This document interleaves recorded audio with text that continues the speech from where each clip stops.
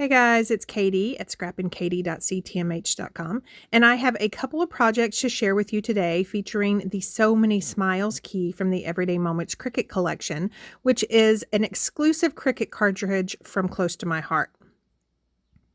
So here is a look at the key as it is intended, and you can see that there are only a few elements to the key. So I am going to go ahead and assemble this, and that is why I decided this comes together so quickly. So that's why I decided to do both of the projects, the one as intended and the reimagined one in the same video, just to show you how quick and easy these come together. So for this overlay, I am just using my mono multi-adhesive to add adhesive to the back of that, and then I am just adding little dots of adhesive to some of those letters in the title. I'm going to turn that around and carefully put that onto my layout base. And now this is a 6x8 layout intended to use with our everyday life albums, and I will link those albums down below.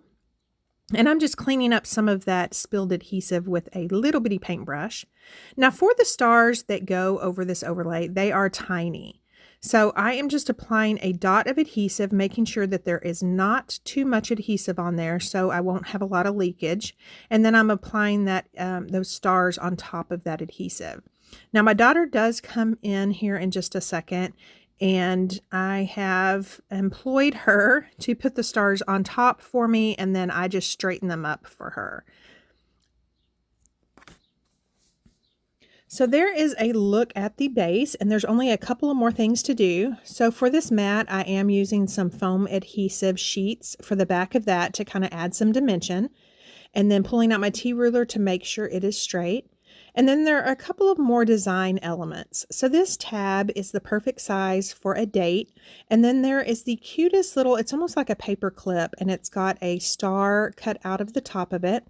Now I just applied adhesive to the portion of the clip that will adhere to that photo mat. And then I'm going to tuck that little tab behind the photo mat and behind the clip. And there is the layout as it is intended. Here's another look at it. Again, so much dimension.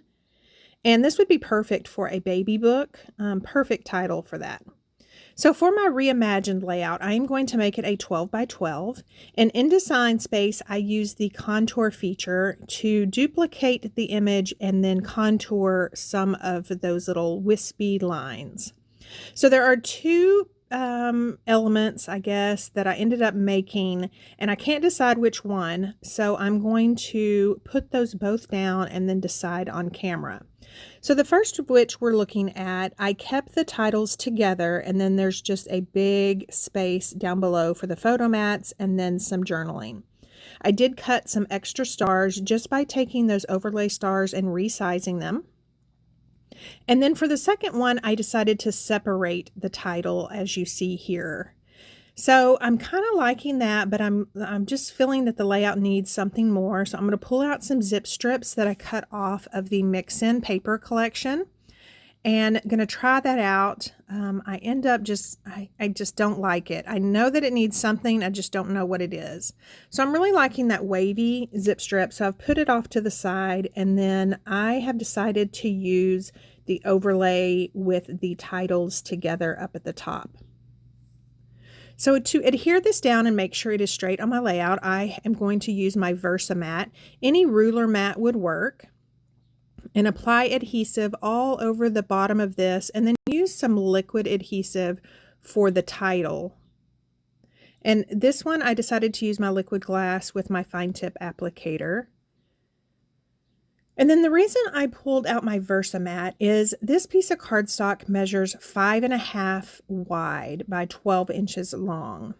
So in order to get it centered, there are 6.5 inches left. So that means I need 3.25 inches on each side of this overlay.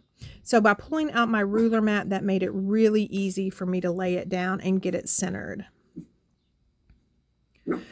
So now I'm going to apply those tiny little stars to the top of this overlay. I got too much glue on that one, so I kind of cleaned it off with my finger. And then I'm going to start laying down all the other elements. So for these photo mats, I am using a 4x4 photo mat. So it's actually a little bit larger than a 4x4, and then a 3x4. And for the stars, I just took those that I was kind of playing around with, and I just swept them to the right side and the left side. So it was really easy just to put those back in place and then maybe add another star or two. So I'm going to start gluing down the zip strip that I wanted. It's this wavy pattern. I'm cutting 2 of them at 5.5 inches long, just because I thought maybe I wanted one at the top and the bottom. I am loving the bottom one, so I'm going to go ahead and adhere it down. And then the top one, I'm really not feeling it. I just kind of, with the stars, I kind of wanted the top to be a boundless top, if that makes sense. And then, but I definitely wanted the bottom of this layout grounded, and so that's why I used the zip strips. So for these stars, I'm just using regular tape adhesive. On the smaller stars, I will use liquid adhesive. And then I am going to use some 3D foam tape on a couple of the stars.